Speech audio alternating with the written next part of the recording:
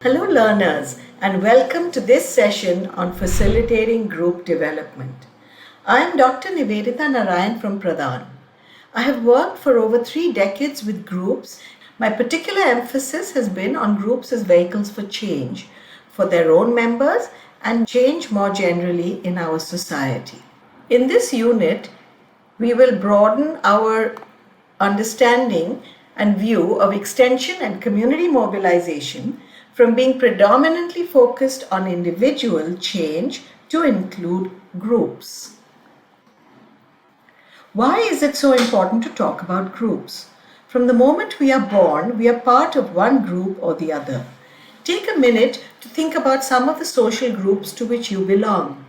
Groups that are based either on biology, whether you are a male or female, or your age, family history, your religion or which part of the country you come from, what language you speak, or personal choice, your own occupation, your place of residence, political party.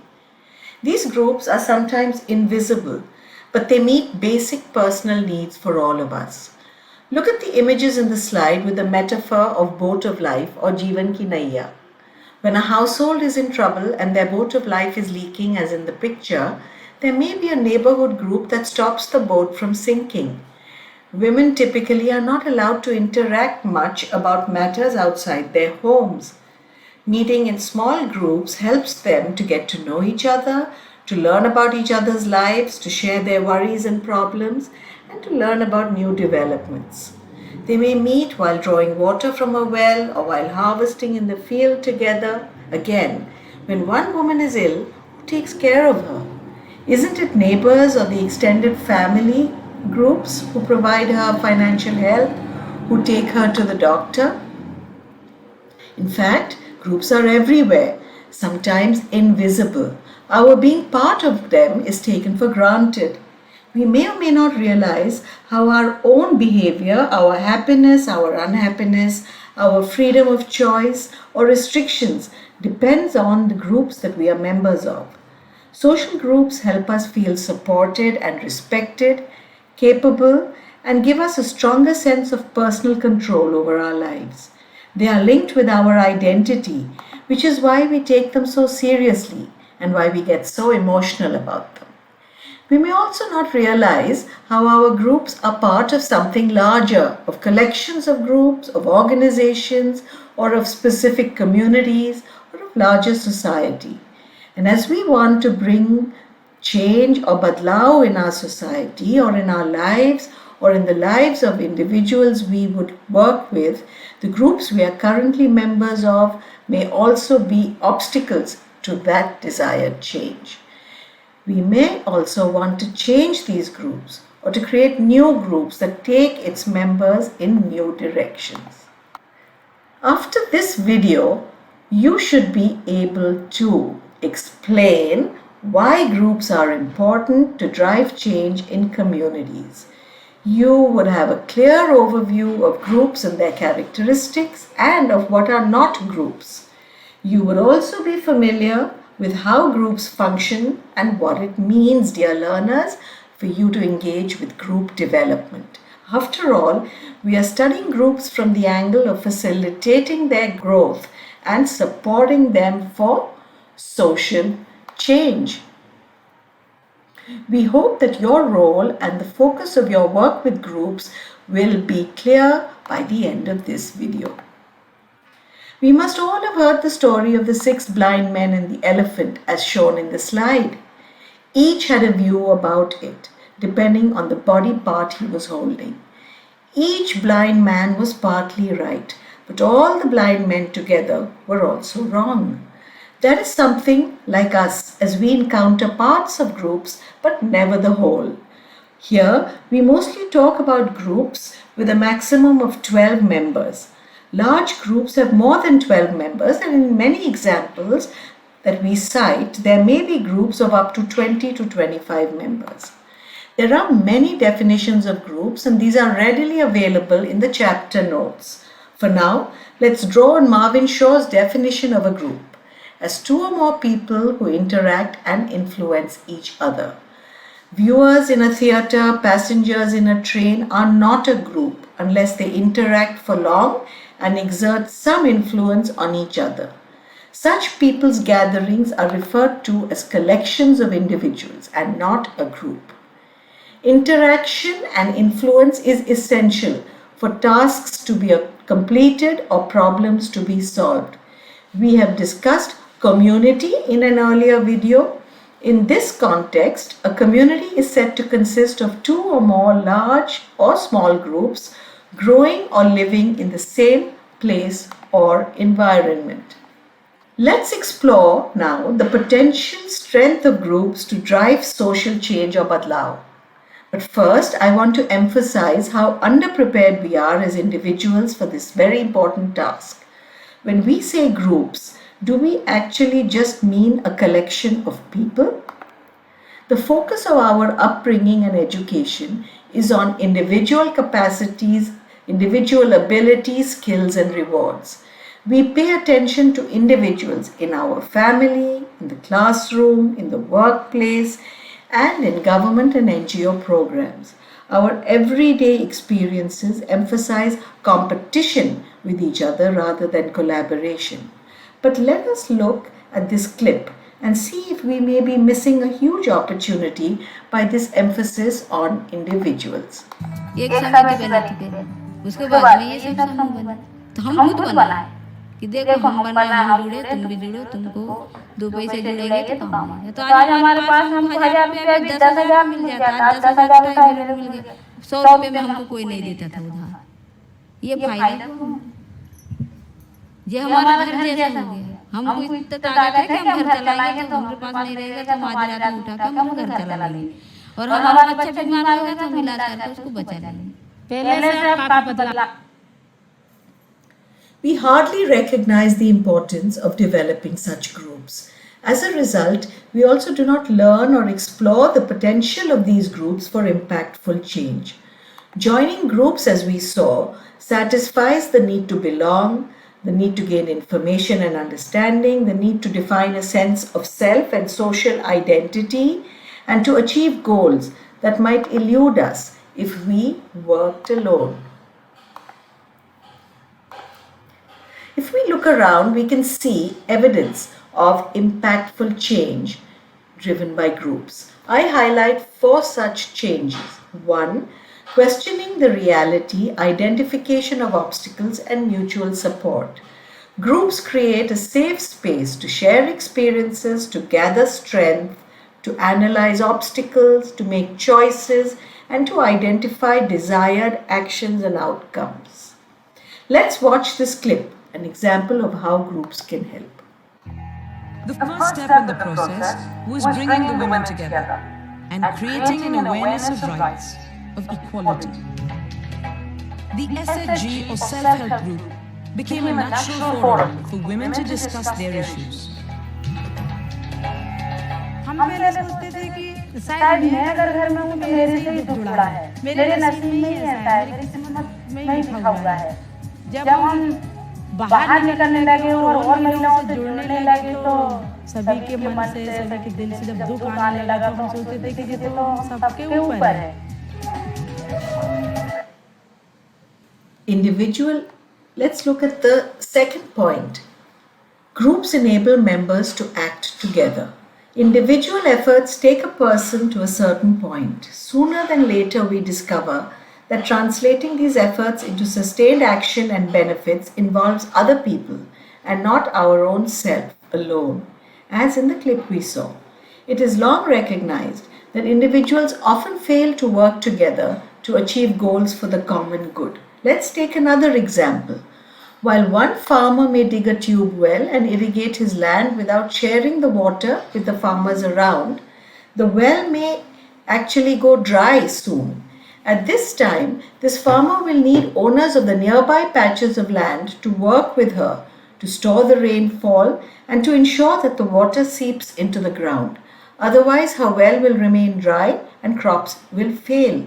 Now, why will the nearby farmers come together with her if they do not also get a share of the water from the tube well?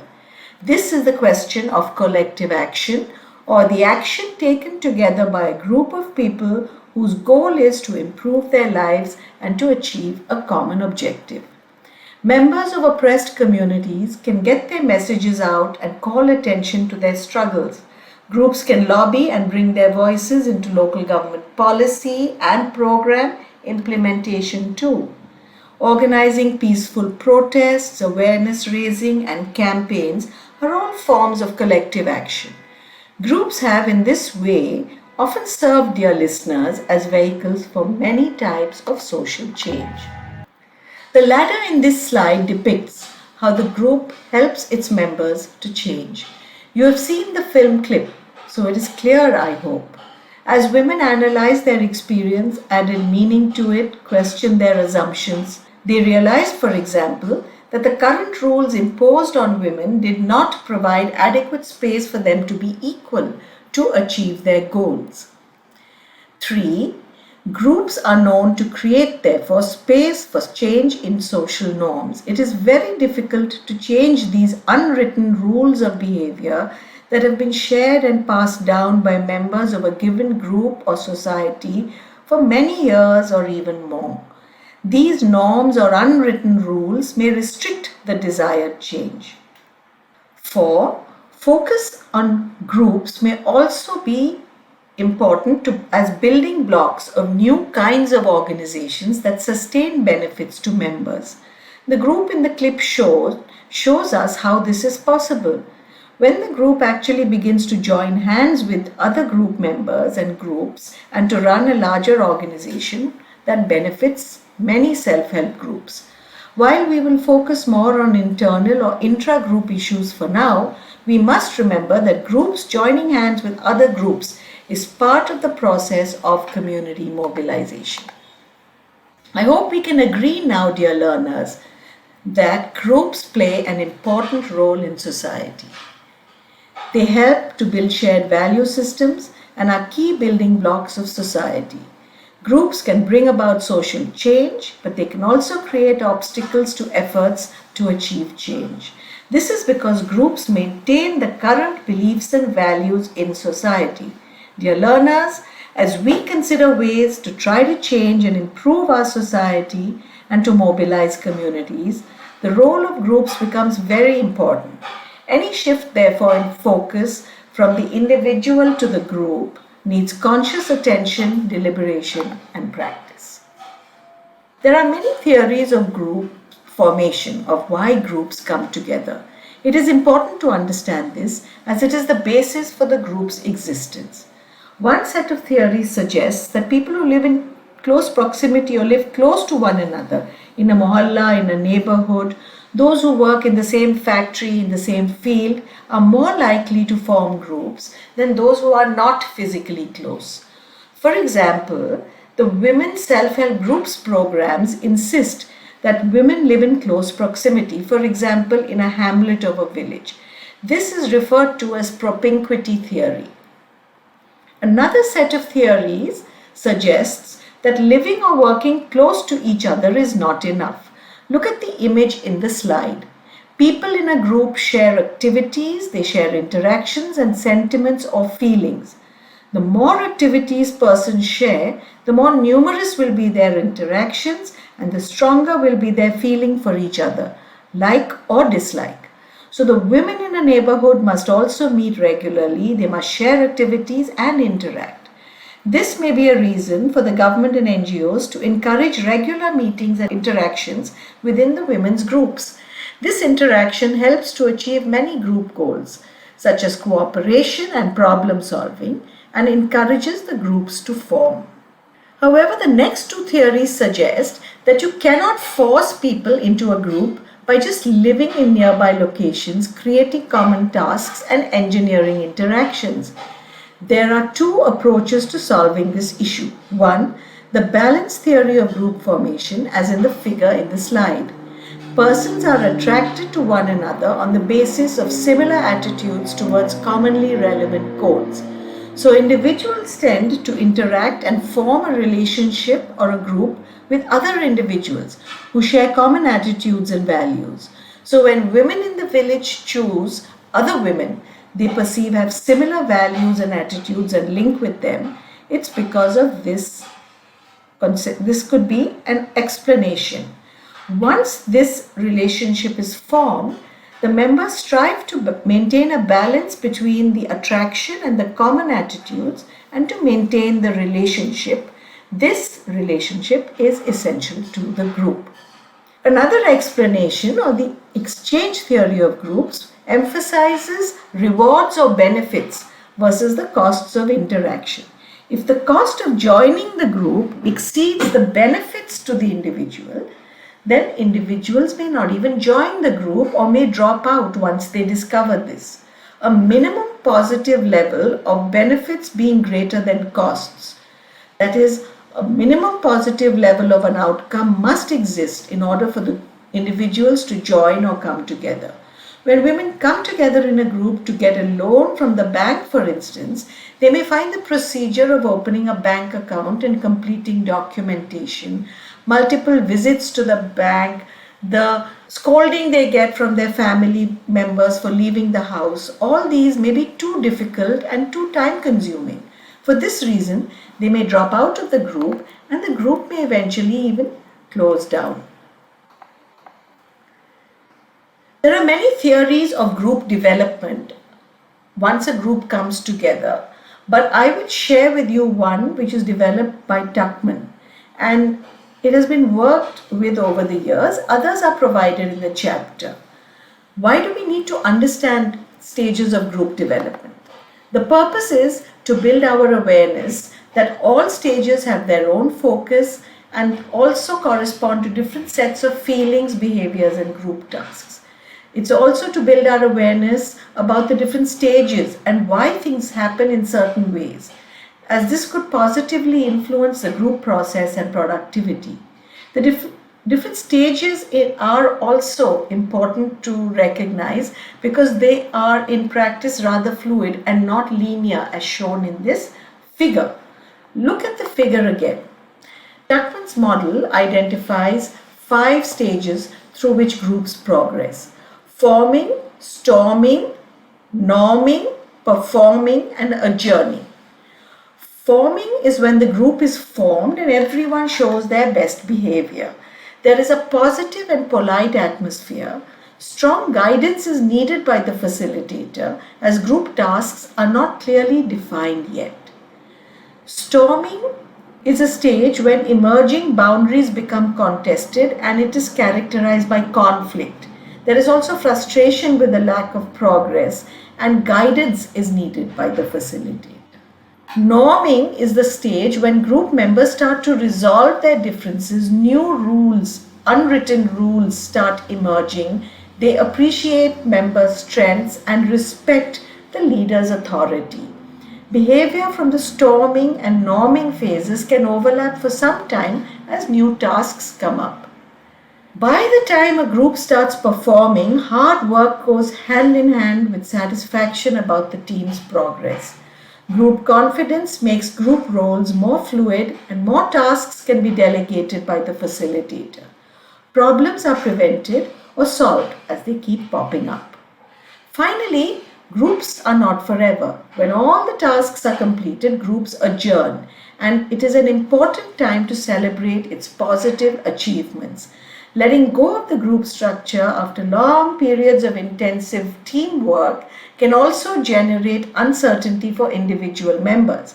But as we see, groups may not be forever.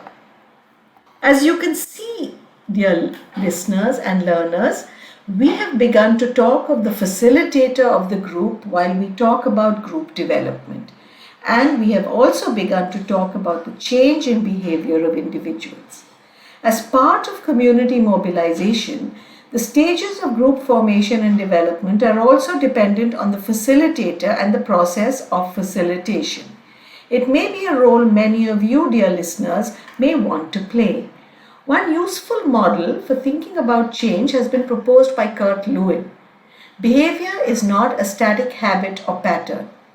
It is a dynamic balance of forces which work in opposite directions within the social psychological space, that is, within the person.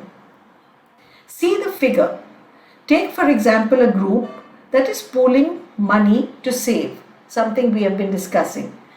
These saving rates fluctuate within narrow limits. Why does the saving rate not go up? Because Lewin says the forces that tend to raise the level of savings, that are pushing it up, are equal to the forces that tend to push the level of savings down. In other words, the restraining forces that obstruct change and the driving forces that support change are more or less in balance or equilibrium. See the driving forces. Among the forces tending to raise the level of savings might be 3A, the pressures of the group facilitator to increase the savings rate per member. B, the desire of at least some members to save more to get ahead individually. That is, they want to access higher loans from the group. C, the earning power of some members being higher than that of others so they can save more. What are the restraining forces? Let's think of 3. 1. A group norm that everyone must have the same amount. B. Resistance of some members to saving more because they don't have the income or the permission to save. C. Feelings by members that even if they save more, they would not get the loans because the dominant members in the group would corner the loans. So, granted the goal of increased savings, these forces are restraining forces.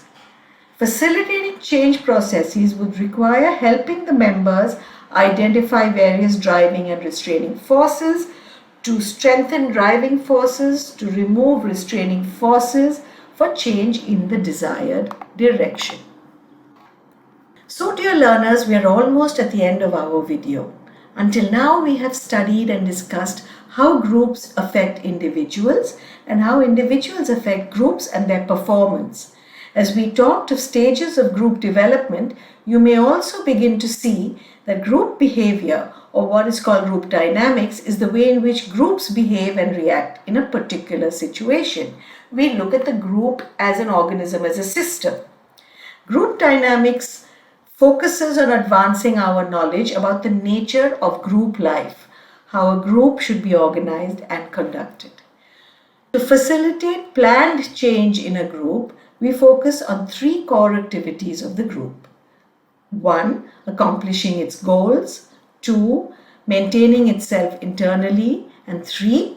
Developing and changing in ways that improve its effectiveness.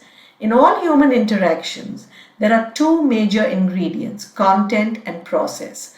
So too, when you interact as a facilitator with the group. For planned change, you would look at content. This deals with the subject matter or the task upon which the group is working. In most interactions, the focus of all persons, group members and facilitators, is on the content. We are tempted to focus on how sustainable systems of sustainable food systems work, on what people eat, on how they make choices, etc. Process, the second ingredient in the interaction, is concerned with what is happening between and 2 group members while the group is working. Group process or dynamics deals with such items as A. Morale of the group, B. Overall feeling, C. Overall atmosphere, D. Who is influencing the group, E. Who is dominating the conversation, F. Who is silent, and we may look for competition amongst members, we may look for whether they are helping each other. So there are a variety of dimensions to the process. In most interactions, very little attention is paid to such process, even when it is one of the major causes of ineffective group action. Dear learners, sensitivity to group process will better enable one to diagnose group problems early and to deal with them more effectively. Since these processes are present in all groups, awareness of them will enhance a person's worth to a group and enable her or him to be more effective as a participant in the group. It will also enable us to be more useful to groups as facilitators and to support change processes. Let me leave you with an exercise. Let's look at these little images we have here. Who said it was going to be easy?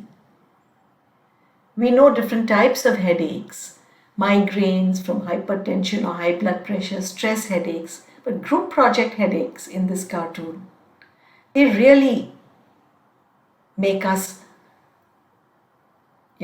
our entire heads can be stressed out because it is very difficult to deal with conflict.